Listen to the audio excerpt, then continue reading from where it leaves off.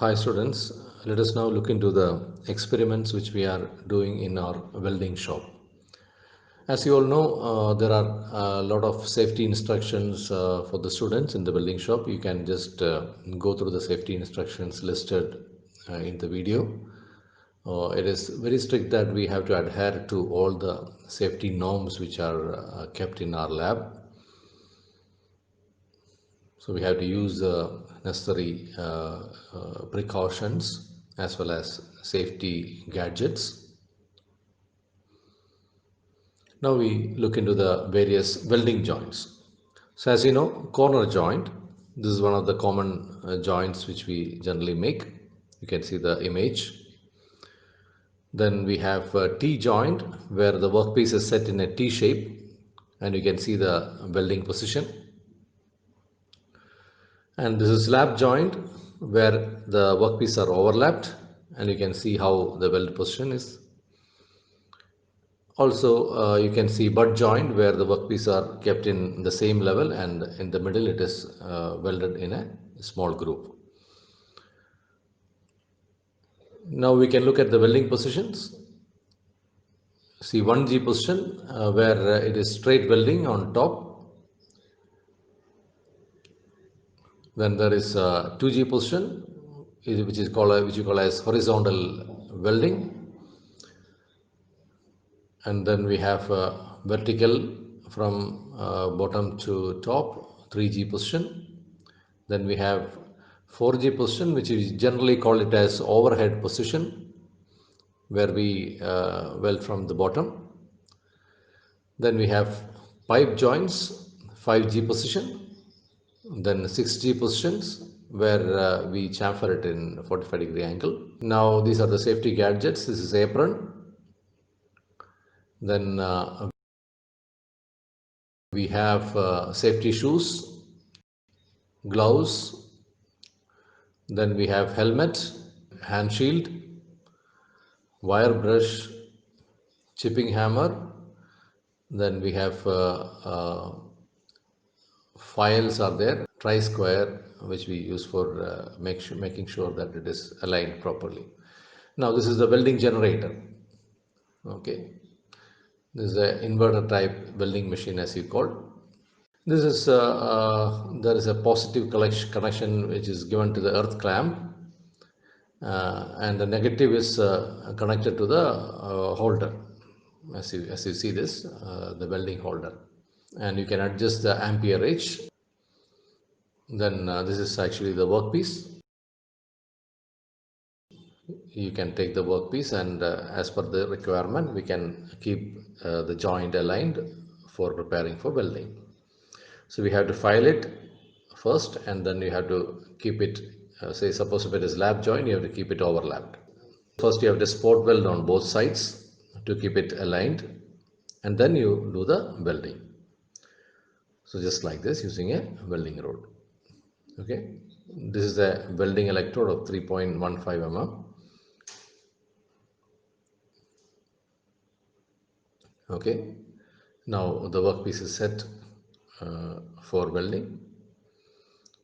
Now we can switch on the welding machine. This is the on and off switch.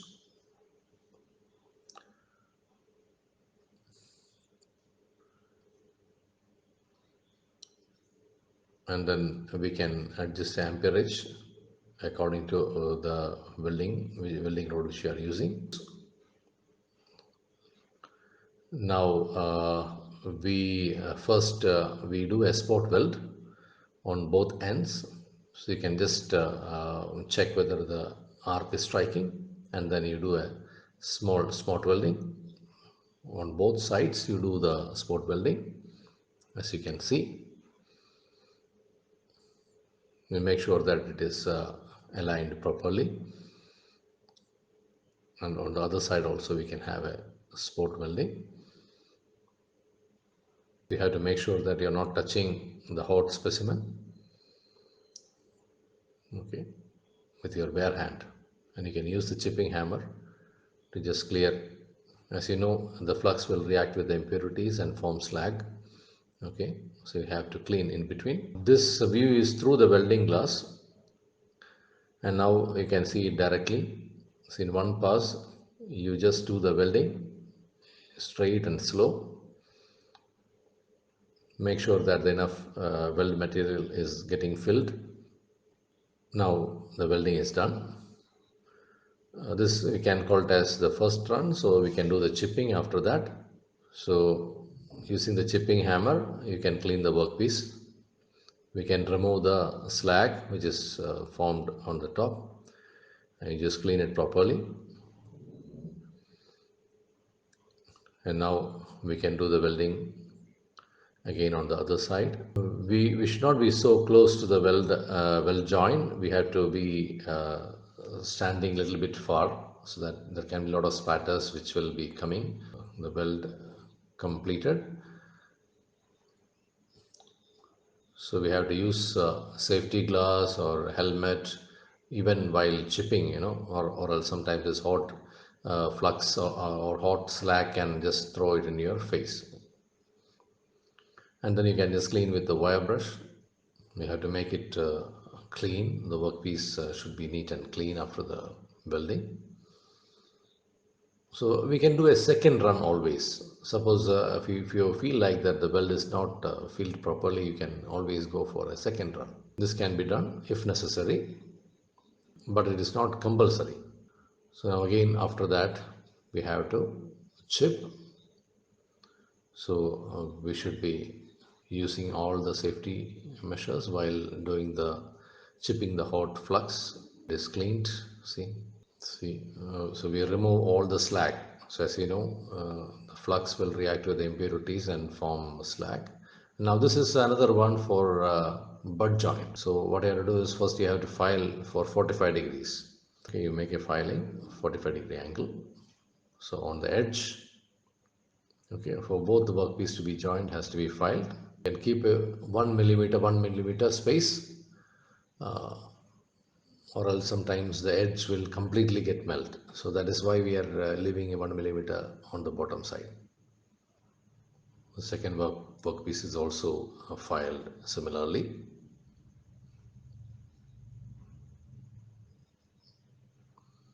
Also here also 1 millimeter is left. See, now it is set for butt welding. So we keep it close. You can see that enough gap is being provided. See again, as we have done in the previous case, we have to keep the gap equivalent to the weld electrode which we are using. So electrode can be thin or thick, accordingly we can fix the gap. So you have to do the spot welding as we have done for lap joint. On the both sides we have to do spot welding so that it will be aligned properly. And now we can start the welding process. So even before starting the proper welding, we have to clean the workpiece. Even after spotting, even after spot welding, we have to clean the workpiece. This is something which is very important. Just after the spot welding, the workpiece is cleaned, and now we are all set for welding the butt joint. Say suppose if the thickness is more, we can go for 2 runs. You will do the first run and then again you do after that one more run if the thickness is more. And if the thickness is less, then we can finish the welding in just one run. So this is we are starting the first run. You can see the welding. The first run is over. You can see the slag which is there. Flux has reacted with the impurities to form slag. This is chipped off by using a chipping hammer. Again, make sure that you are following all the safety precautions, and you can use a wire brush to clean it properly. So suppose if it is not properly cleaned, what happens is the slag will be there in the surface as inclusions when we do the second run. So that is the reason why we have to be very careful in cleaning after the first run. Now the workpiece is ready for the second run. Now again the second run of the welding is being done. Now the second run is also completed. So you can see a clear weld, and again slag can be chipped off using a chipping hammer. It is cleaned properly. All the spatter, everything, all the defects which you see from the periphery it has to be cleaned properly. See slags, I can see that the slag is removed. See, the entire slag is being chipped off. So this flux is, as you know, it is very important while doing the welding process. See, so two joints, one is a lap joint and the other one is butt joint. So we got a proper weld.